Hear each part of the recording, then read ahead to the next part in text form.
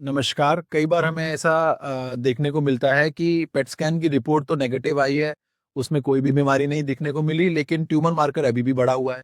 अब ऐसे में पेशेंट्स और डॉक्टर्स कन्फ्यूज़ हो जाते हैं कि अब हम क्या करें? सो आप ये बात समझिए कि ट्यूमर मार्कर्स एक कुछ ग्रुप ऑफ केमिकल्स हैं जो ट्यूमर सेल्स एक्टिवली ब्लड के अंदर सिक्रीट करते हैं और उनको हम टेस्ट करके पता लगा लेते हैं।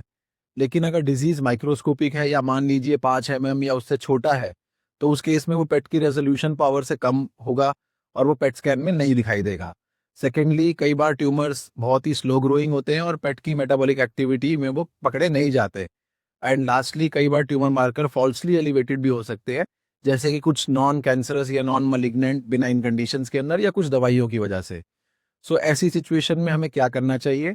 सबसे पहले अपने ऑन्कोलॉजिस्ट से सलाह लेनी चाहिए, जिसमें वो आपको सजेस्ट कर सकते हैं कि हम कुछ टाइम के बाद ट्यूमर मार्कर को रिपीट कराएँ, जिससे हमें ट्यूमर मार्कर की डबलिंग टाइम यानी किस टाइम में वो डबल हो रहा है एंड वेलोसिटी यानी कि कितनी स्पीड से वो ट्यूमर मार्कर बढ़ रहा है, वो हमें उसका आइडिया लगेगा और उससे हम बेटर डिसीजन लेने में कैपेबल हो सकते हैं।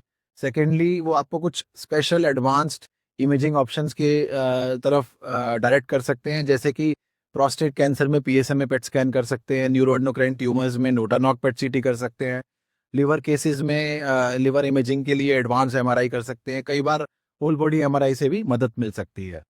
थर्ड केसेस में हम डाउटफुल एरियाज की बायोप्सी लेके कंफर्म कर सकते हैं और कुछ क्लैरिटी पा सकते हैं।